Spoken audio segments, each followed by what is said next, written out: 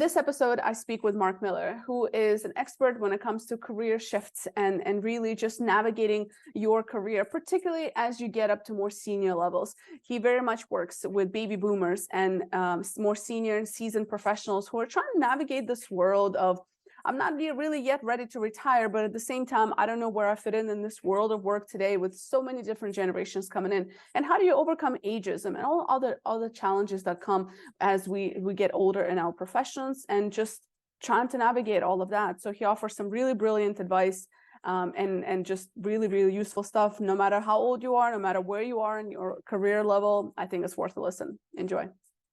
Welcome to another episode of the Shift Podcast. This is not just a podcast, it's a powerhouse of taking ownership of your performance, growth, and leadership education. It's an opportunity to shift yourself in the direction of your potential and impact those around you. The podcast is your gateway to a world of behavior change insight, psychology research, and knowledge from guest speakers, gathering years of experience in a corporate world, as well as entrepreneurship. With years of coaching and mentoring professionals, my mission is simple: to make every moment you spend with my guests and myself actionable and empowering. Marc, welcome to the Shift Podcast. It's great to be here. It's been a long time coming. I've been wanting to speak with you for probably months at this stage. I'm really excited to talk to you because we're going to spend a lot of time talking about your career, but also kind of what are you doing in the space of career development for individuals, particularly more seasoned professional. But before we get into all of that, can you just take us through the fascinating journey of IBM that you've had, as well as working with startups and just doing fundraising in your previous exposures that you had? Yeah, I mean, I've had a bizarre career. I mean, my LinkedIn profile says I've had an eclectic career, to say the least. I did as most of, I'm 67.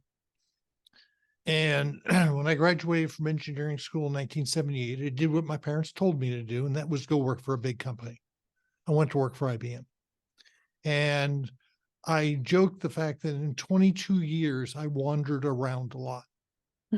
I started out as a word processing programmer, hated it, went into system tests, that was better. I eventually went into mechanical design. I ran a big mainframe, helping engineers designing, PCs and all kinds of other stuff. I liked that better.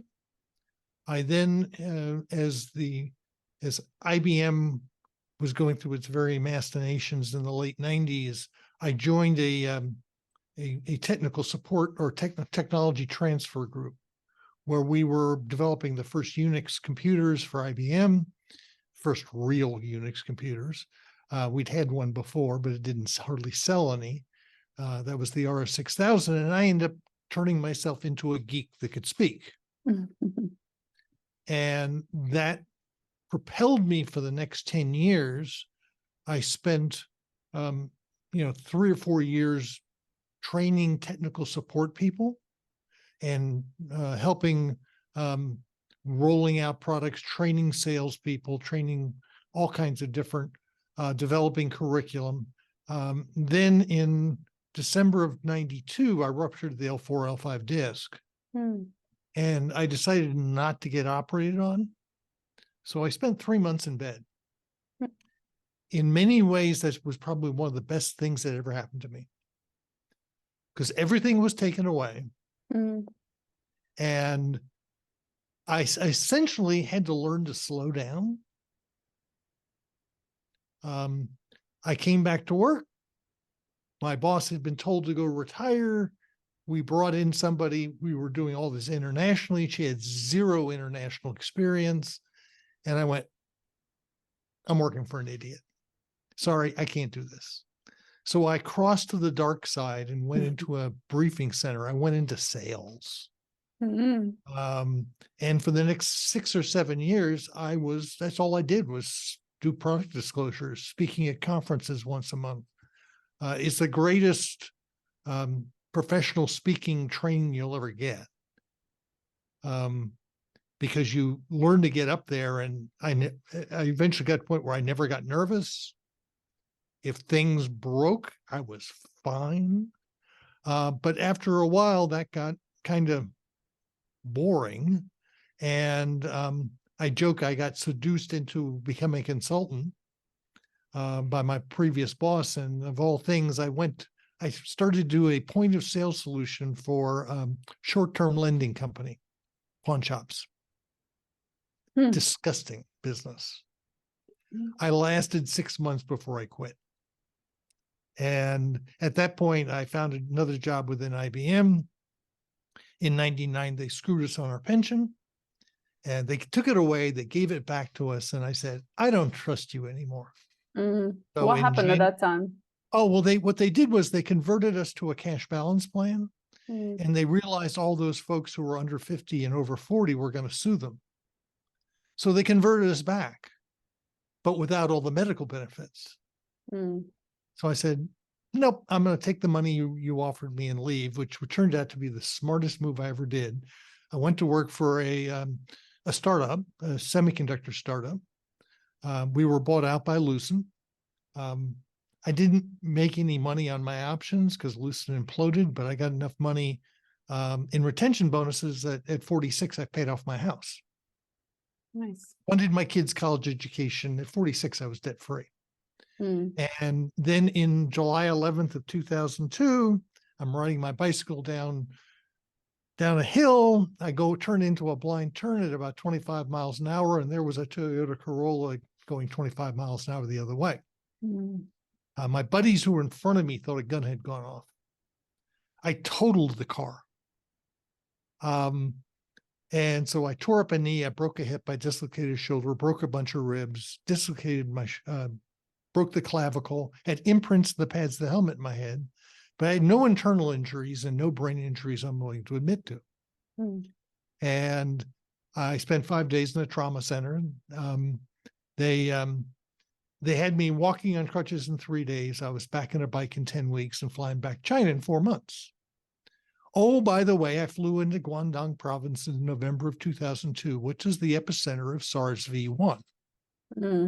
You want to be in the wrong place at the wrong time?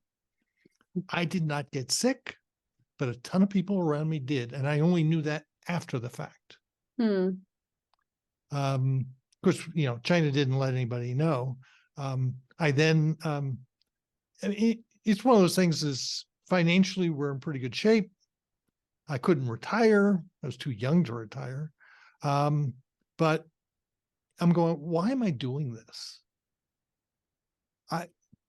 It had no social good to it. I then decided I was going to go teach high school math. That's one of the areas where I had seduced myself thinking I was an extrovert. I was used to being on stage with 1,000 or more people. I was good at it. By the way, it sucked the life out of me. And after a year and a half, I got depressed. I collapsed teaching in an inner city high school. I was really good at it. I then said, okay, this doesn't work. I was looking to go into fundraising. So I got a job developing a corporate development plan for the Jewish Community Association of Austin. By the way, I'm not Jewish. What sparked that thought? What sparked that idea to contribute? Well, I was looking for just a fundraising job to gain the experience. I had a lot of business connections in Austin. At that point, I'd been there 30 years. And people knew me. But, after I can't work for a nonprofit. Sorry. The decision-making was dysfunctional. There was just a lot of stuff. I've served on a lot of boards. From there, I got sucked up into Life Size Communications, which is a predecessor to Zoom. And we were eventually bought out by Logitech. At that point, during that time, I decided to start looking at developing my consulting business for baby boomers, because I was looking at saying, okay, who's planning for this generation? And the answer was no one, because we were all supposed to go retire. Mm. Well, I hired a recent history major graduate. He had just graduated. He knew how to do research. I gave him 10 questions. And I said, go find the data to answer these. And this is all about boomers. And the numbers he came back with weren't bad. They were god awful. Mm. What were some of the questions? Like, what was a Well, couple that things stood like, out? generally what net worth, it was all about retirement and the status, and which we later figured out that, we have a huge wealth gap. Mm-hmm. It's like right now I just had a guy on my podcast talking about the fact that we're going to go through this generational hand down of wealth. The problem is it's hugely disproportionate. There's a very small number of people who have a lot of the money. So it will not be equally distributed. It's, we've got a very unequal. And so we wrote the first Repurpose Your Career. I worked with Susan Leahy, and I've done 2 other editions of it. And I'm 67 now. I've been at it with Career Pivot for a dozen years. And I launched the Repurpose Your Career podcast back in late 2016 to support the second edition of the book. And like you probably know, it's the greatest networking tool I've ever had. Yeah, absolutely. No one turns you down or very Mm. few people turn you down when you say you want me in my podcast. Mm-hmm. And I've had all kinds of, and now I'm pitched 10, 15, 20 times a week. I just published, episode 335. That's fascinating.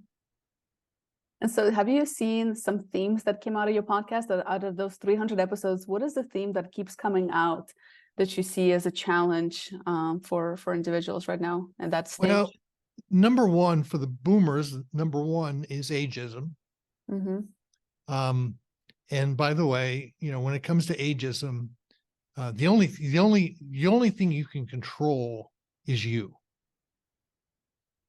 So if someone, we've been talking about racism for 100+ years. Is it better? Yeah. Is it gone? No. And so I had a woman who wrote the Breaking the Age Code, Becky Levy. She's a Yale professor on. One thing she talks about is your own belief systems around aging affects your own health. If you look at getting older as a bad thing, as you get older, it will affect your health. That makes sense. Right? Mm-hmm. So I live down here in Ajijic, Mexico. I have 75-year-old women who kick my ass going up the mountain. Right? I have positive age role models. And that's it. But when you start looking at it's like right now, in my online community, I'm seeing a lot of people getting hired and they're in their 60s. Mm-hmm. And I had Chris Farrell on the podcast several years ago. I've had him on multiple times, and he wrote the book on retirement. And one of his statements in that book that has stuck with me is, at some point in time, we would eventually reach a point where companies would have to hire older people because they don't have anybody else to hire. But companies' HR systems will have to change because there's a lot of ageism built into the hiring process. And right now, in fact, I just saw a report showing the biggest growing demographic in the next 20 years is going to be over 65. It's going to double. And we're already seeing the fact that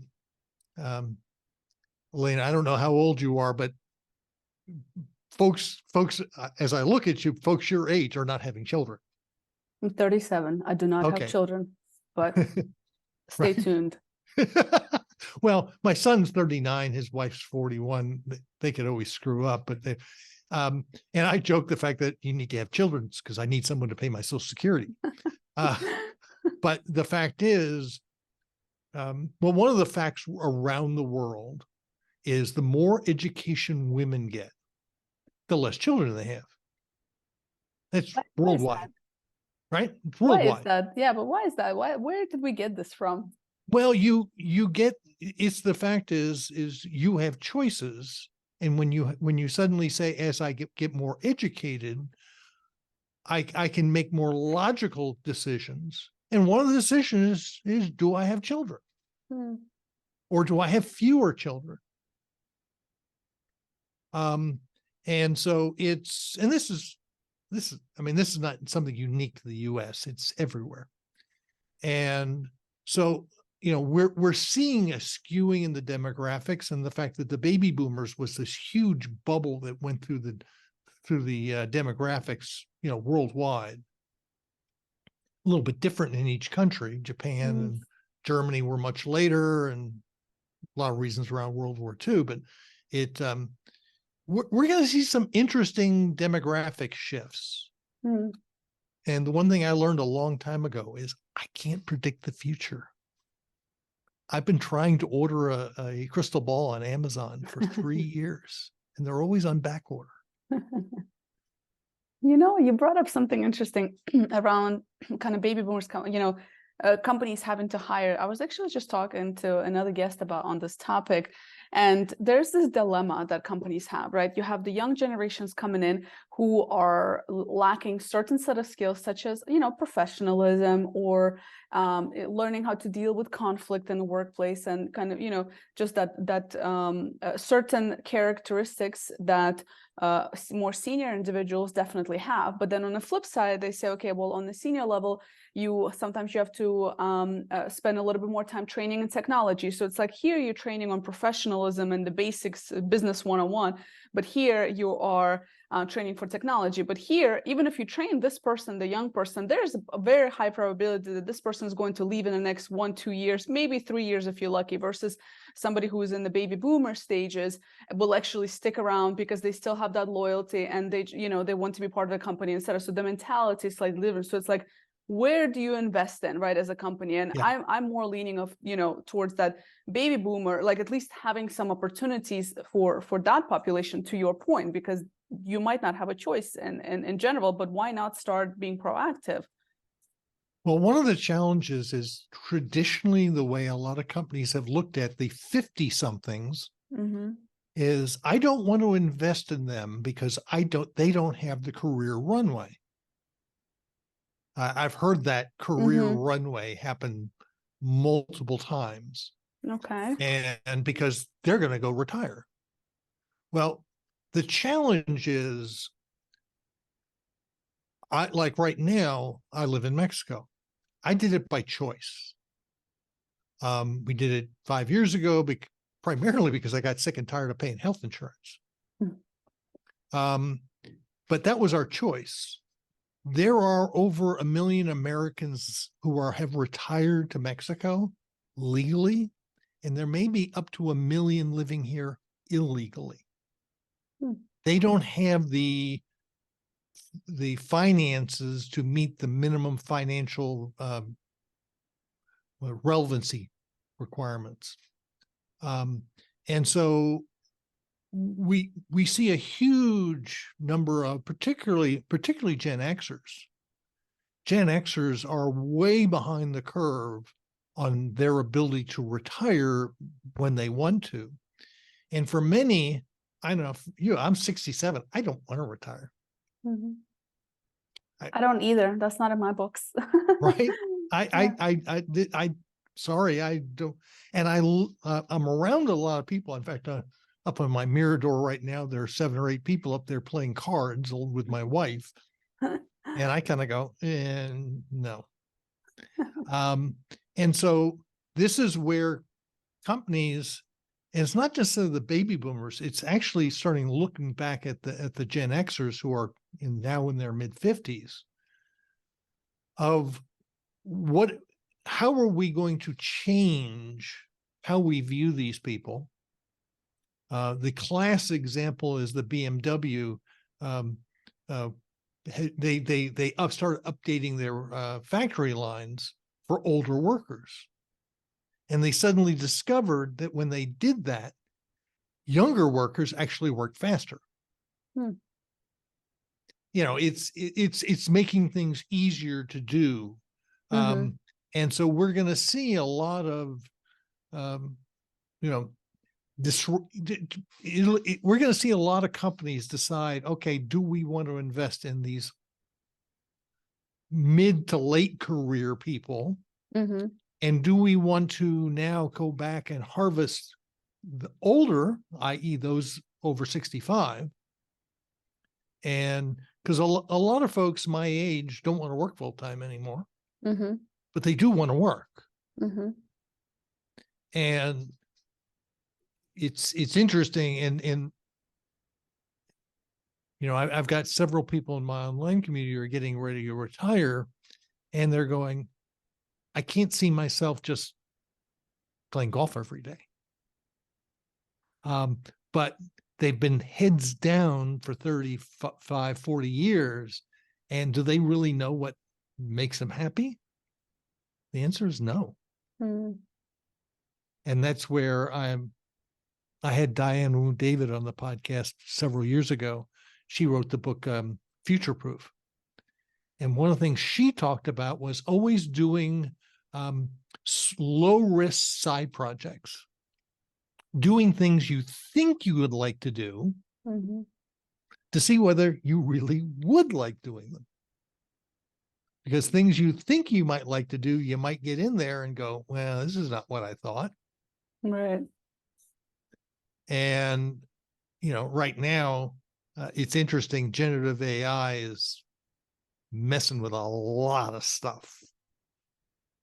And it's like right now with my own blog, in order to keep traffic up, I can use ChatGPT and generate content. But by the way, it's no fun. I don't like doing it. I know how to do it, but Do you enjoy doing it yourself more? Well, I enjoy the creative. I like the creative process. And that's one reason why I like doing the podcast. I meet so many cool people. And so it's staying in touch with, it's not what can you do, what do you want to do? Yeah, go ahead. No, go ahead. I was going to say that's I feel like that's a solid advice for any age at any level. I think the more we can spend time thinking about that, the better off, that person will be, just generally speaking, in their career. Because I agree, I think we get too heads down, just focusing on doing, and we rarely pause. And even when I talk to like younger generations now and people in my generation as well, if you ask someone what do they want to do, it's not an easy question. Right. Well, it's, I joke, in my career, I turned myself into something I wasn't. As I said, I'm a big time introvert. I became a very successful public speaker. And when I hit my 50s, I started to crash because I joke I became an actor. And when I hit my 50s, I couldn't, I had a hard time staying in character because that's not who I was. And this is a real challenge is, well, why did I do that? I got paid a lot more money to do that. And so there's I know when I graduated from college, I was told to go work for a company for 30 or 40 years and write off at, in my 60s with a pension and retire. And then I could have a good time. And we all know that's bullshit. And And, I joke that halfway through the journey, they moved my cheese. Mm-hmm.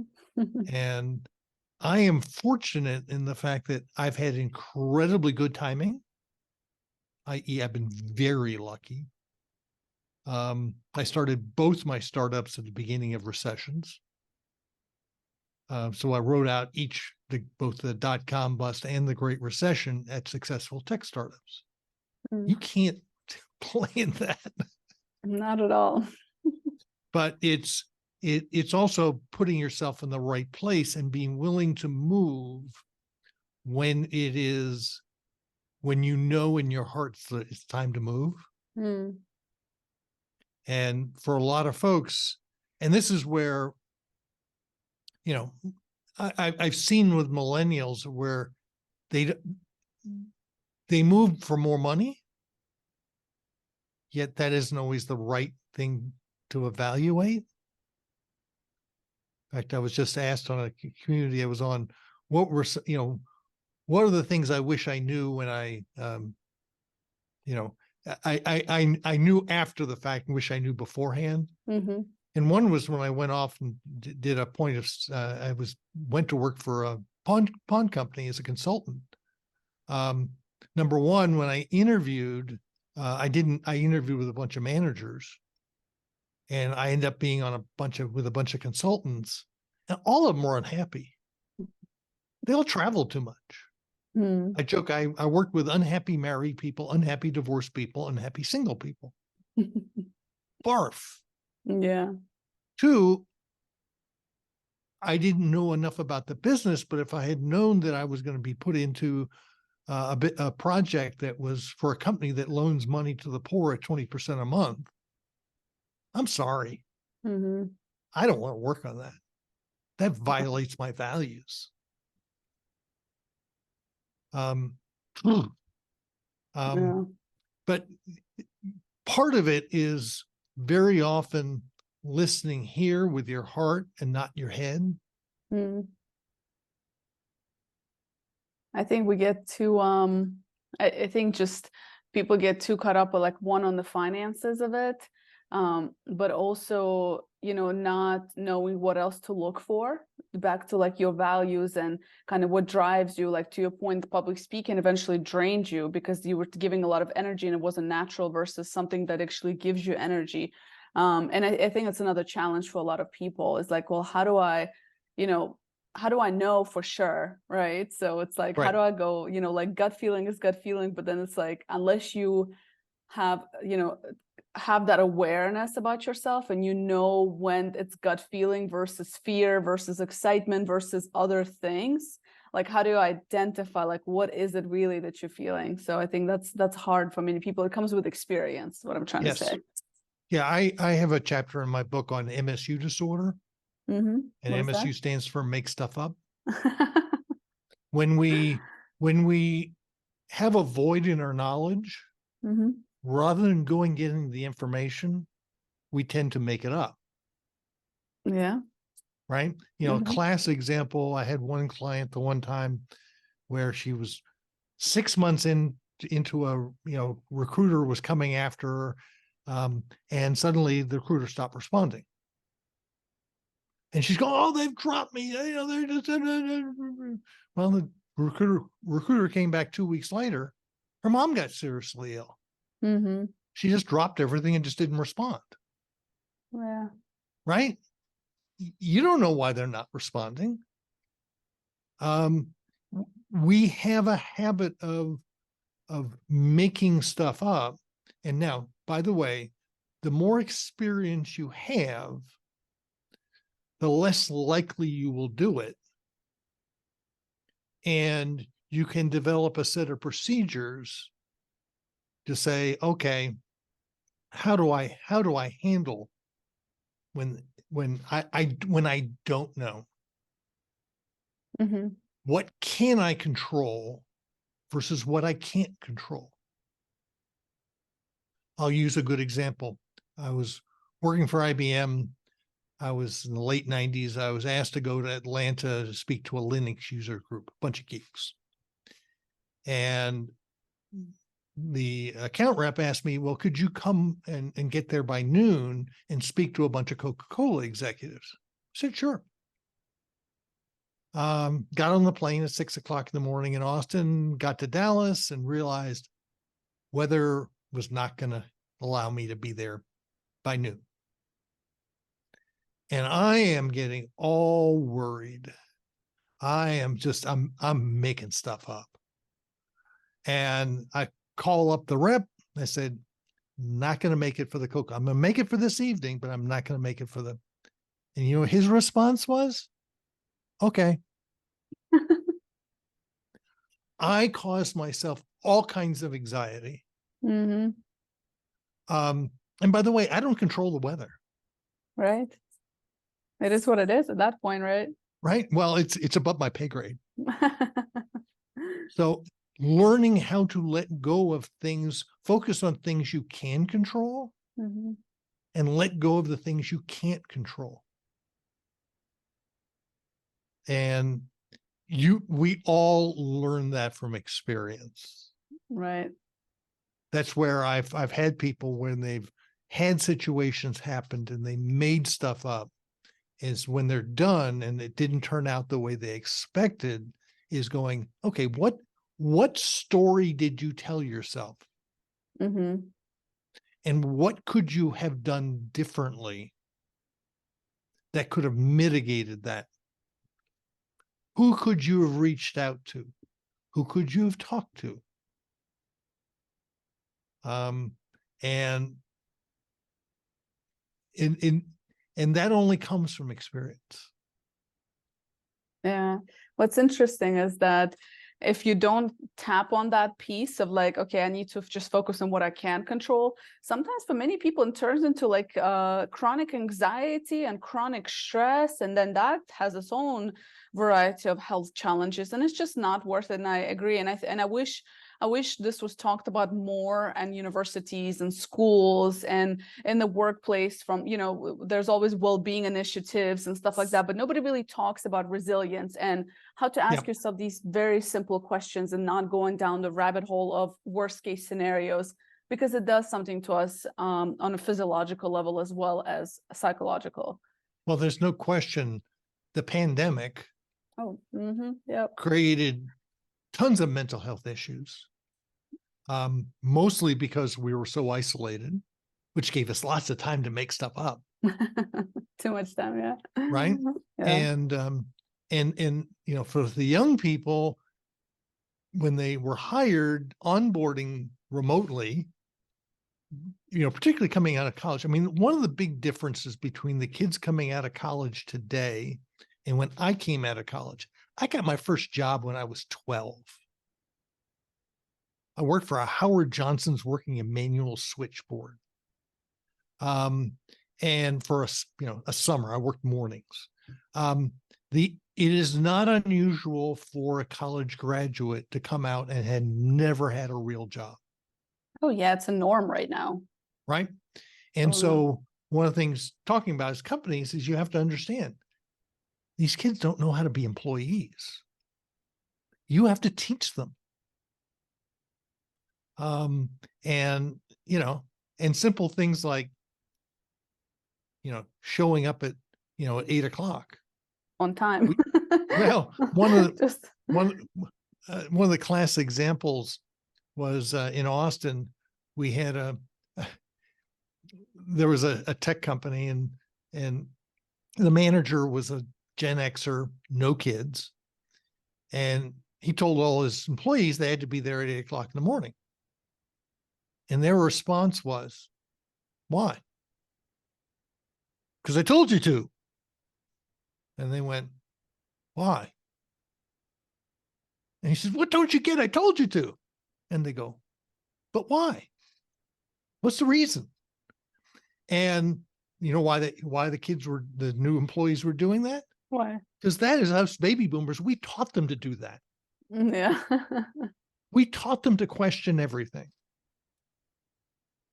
And so you end up with these generational challenges that, I claim, particularly the millennials, because you're an elder millennial. I'm an elder millennial, totally true. Is you are the way you are because we made you that way. Yes, I'll take it. And you're not like me. And rather interesting, many of the generations, they I like to say they when each generation enters the workforce, you do one of two things. You either do exactly what your parents told you to do, or you do the exact opposite. Most of the time, it's the exact opposite. Yeah. For a lot of reasons. So therefore, we have to learn to adapt. I mean, one of the funniest stories I have is, as I used to do a multi-generational workshop, and I would talk about communication styles for each generation. I like to be talked to. Call me. Right. And, your generation, you like to text. And so I did the workshop for a staffing company, nationwide staffing company, and they had their conference in Tampa. So I flew into Tampa the day before, and I noticed that all these baby boomers were on the showroom floor, and they were all texting. So I asked them, "Who are you texting?" "Oh, my kids." So when I got in and I started talking about communication style, I said, "So how many of you guys are baby boomers?" And just by every hand in the room went up. "Okay, how many of you folks text your kids?" Again, every hand went up. "Okay, you've modified your communication style for your children. Are you willing to do that for your younger employees?" And I just left it. And you could feel it go through the room. Oh, crap, he's right. And the fact is, we all have to adapt to one another. Yeah. Right. So, it's one of these deals of where, this is where we are going to see so much disruption over the next 10, 15 years, both with artificial intelligence, with just automation in general, with climate change. We're going to see a lot of, it's like right now, we're seeing all this return to work stuff, and companies are fighting it. But the employees have the upper hand. And where will this all end up? I don't know. I don't know either. I mean, I just saw a report that said employees who are 100% remote, they are less likely to be aligned with the mission of the company than those people who show up full time in the office. And of course we know that with Gen Z and millennials, you're much more, it's more important to you that the corporate mission aligns with your values. Right. Right. And so where will all this play out? You got me. We'll know soon enough. And then we can get on another podcast and talk about it. Yeah. I mean, I've got a buddy who works for Southwest Airlines, and he picked up and moved to Guadalajara during the pandemic. And, 18 months after he'd been down here, they called him up and said, "You need to get your butt back to Dallas." And he goes, "Why?" "I don't know." Well, it turns out he was in all these employee stock ownership plans and compensation plans that for U.S. employees. He says, "I am a U.S. employee." And they go, "Where's your butt been the last 18 months? So there are a lot of both corporate compliance, government compliance. They're all written back in the 70s, 80s, and 90s that are not up to date with remote work. Yeah. Yeah, that's going to be a challenge for sure. We already see this play out so much. Yeah. In organizations. We're going to see that is okay. You pick up and you spend 6 months in Florida. Mm-hmm. Where do you pay your state income tax? Mm-hmm. If you're 6 months in New York and 6 months in Florida, who gets that income tax? Yeah. I- That's interesting. Yeah. Before I ask you my last question, I'm curious, where can people get in touch with you? The easiest place is just go to careerpivot.com. There's a contact me on there. You also can find me on LinkedIn. I am MARC Miller, MILLER, and my short code is Mr. Miller, MR Miller. My mama gave me those initials so I get some respect. It didn't work. And of course you can find me on both on LinkedIn, and of course there's my Repurpose Your Career podcast, which you can be found on all the major podcast apps, including YouTube. And I'll make sure to include all of that in the show notes for people who might be listening and driving or at the gym or doing something else Yep. that they can't write it down at the moment. So the last question I always ask all of my guests is, what is one question you wish people would ask themselves more often? I guess probably the number one thing is, I always claim, know thyself. So is going, okay, what makes me happy? One of a number of years ago, I had a coaching client who was a really, really good learning and development person. I spent a lot of years in learning and development. And I said, so what's your talent? She looked at me and said, huh? I got a but, I said, and she started rattling off skills. I said, no, those are skills. What's your talents? And she couldn't tell me. I said, wow, if she's really good as a learning and development, she couldn't tell me. And one of the exercises I have people do is go back to your childhood. What did you do that you couldn't get enough of? Particularly when you're 5, 6, 7 years old. For me, it was jigsaw puzzles. Now, if I go back and look through my technology career, it was all about pattern matching. That's my innate talent. When I'm a Berkman consultant, I use the Berkman assessment. And the Berkman assessment is really complex. But I see the patterns. That's my talent. But so often we focus on the skills because we get paid for the skills. But as with me, if you overuse a skill that's not tied to your talent, that's when burnout happens. That's a good definition of burnout. Right?